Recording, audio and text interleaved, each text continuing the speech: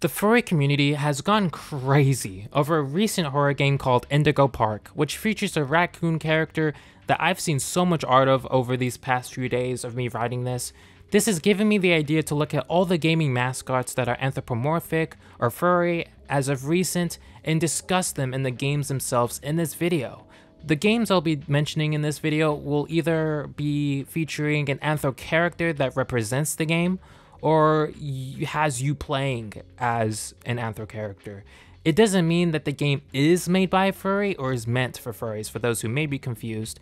This means we won't be discussing games like Lethal Company, which was made by Zeekers, who is a furry, or any furry visual novels, since I'll save either topic for a later video. So let's go ahead and get started. Before I begin, I wanted to preface this by saying that I've at least played all of these games, so I would have like some kind of perspective when talking about them. It's only fair that I support the creators of these titles, and honestly you should too. All of these games are either made by independent creators or small development teams, so it's important that we support these creators as much as possible.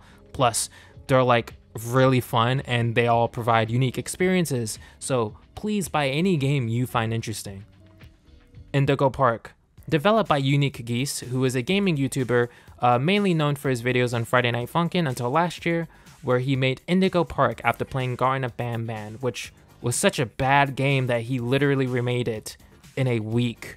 That in its own self became its own viral video, but after learning the basics of game development from that, he decided to create his own mascot horror game that takes place in a theme park. He released an announcement video in July of 2023, and the game came out May of this year, which I deem as the coolest origin for a mascot horror game that I've ever seen. It's such a major flex not to just only make a better game than those developers, but then just make your own game after the success of the last one and then have that game be as successful, if not more, is absolutely unbelievable. Anyways, the game features multiple characters including Rambly the Raccoon, Molly Macaw, Leloid the Lion, Finley the Sea Serpent, and Salem the Skunk, who seems to be the antagonist of this game and serves as some kind of catalyst to all the horrors of the park. The game has you wandering through the halls of this abandoned park, and as you keep digging deeper, you find something truly disturbing that was left behind. The character that leads you through the amusement park is Rambly, who is such a cutie patootie. I mean, just look at him.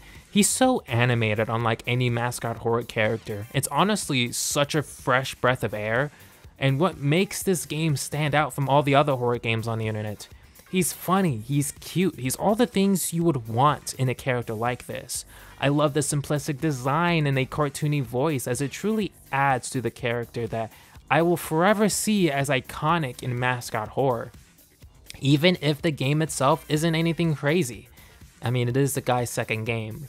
Even when I say this, the fact that he was able to create this intriguing story, setting, and characters that got so many people to be interested and even excited for the future of this franchise, to a point where his fundraising went way past expectations, is something really impressive, just something you don't really ever see in mascot horror anymore. Cult of the Lamb. This is absolutely one of my most played games of last year. Cult of the Lamb, created by Massive Monster and published by the legendary Devolver Digital, was released in August of 2022 and follows you as a genderless lamb who has to create a cult after being saved by a deity named the One Who Waits. You then have to sustain this cult and expand it to its fullest potential, whilst you have to dungeon crawl and micromanage your cult members to make sure they're all at their happiest. This game is absolutely great at balancing all the different game styles throughout this surprisingly packed game.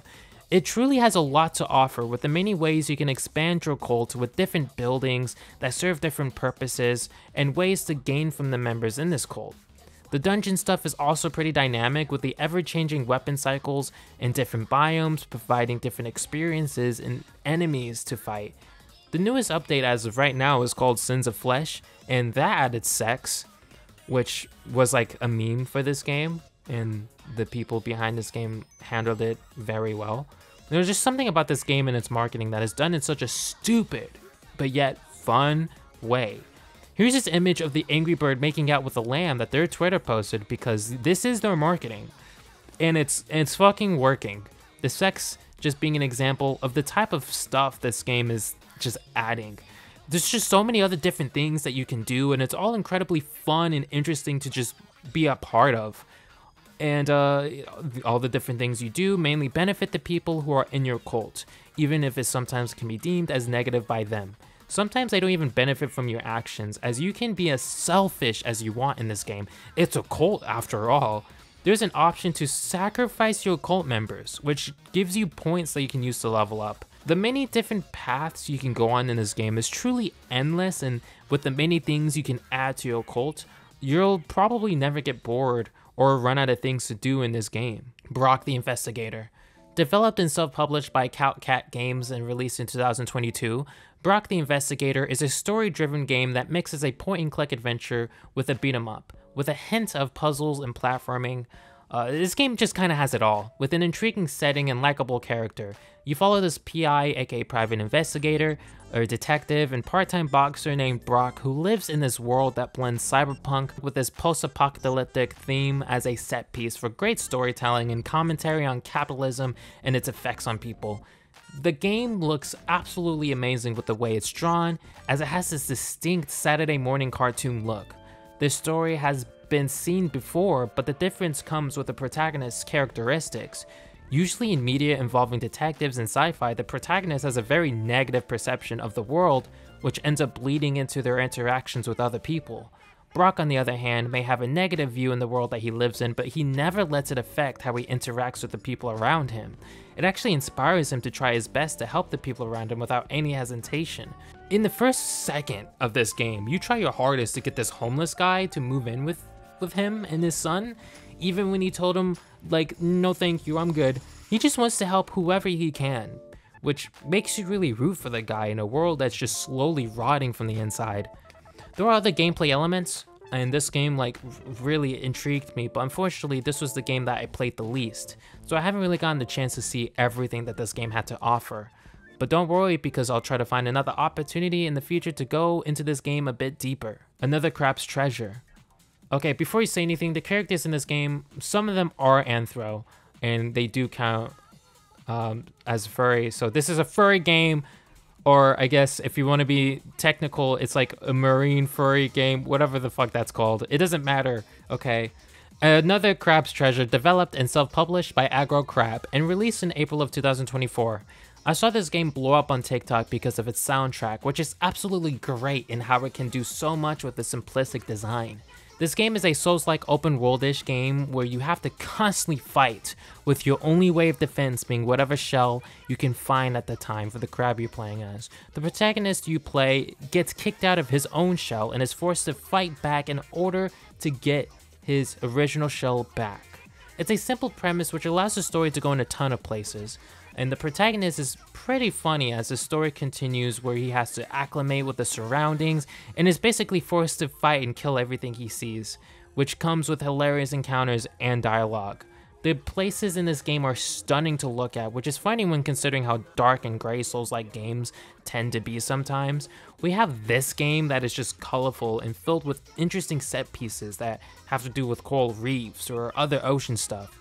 The game is surprisingly brutal. I mean, not surprising because it's a Souls-like game, but you get what I mean. It looks like this. You wouldn't expect a game like this to be as brutal and challenging as it is, but here we are. The shell serving as the main gimmick of this game makes the whole experience surprisingly fun, since there's a ton of experimentation that comes with this game, and it's all very simple and easy to get used to. And later on, you end up unlocking the ability to use the special move of whatever shell you have at that point, which incentivizes you to switch shells. Every shell you collect provides a different special move that gives a specific benefit to the player. The game also forces you to switch shells, as it adds the function of shell durability, which only allows that shell to be hit a certain amount of times. I know there's a great amount of people who hate this type of durability in gaming, but it works really well here. It never feels like a hindrance. The game forces you to experiment with your current surroundings, and it's so constant that you never really feel sad whenever you do lose a shell, even if it's good, because, you know, when we look at previous games that have weapon durability like Breath of the Wild or Animal Crossing, what made games like that frustrating was the long time you would spend with these valuable weapons or an essential tool in this game. and you spend so long with it, when you end up losing it, it's like, damn it. But in this game, there's always like a better shell around the corner, so it's never really an issue. Overall, the game is a ton of fun, even when it can be incredibly frustrating with its difficulty curves, but it's a Souls-like game, and that's kind of what you expect from a game like that. Anyways, there's a ton of other furry mascots in gaming that I can mention throughout this video, but I want to make this into kind of a little bit of a series like I have done with the movie stuff. So if there's any mascots that you love, you should comment on this video and maybe it'll show up in the next one. Also, for those who may not know, I have a second channel for edited videos for my streams. I've actually played Indigo Park, and I've released the video on that second channel, so go watch it if you're interested.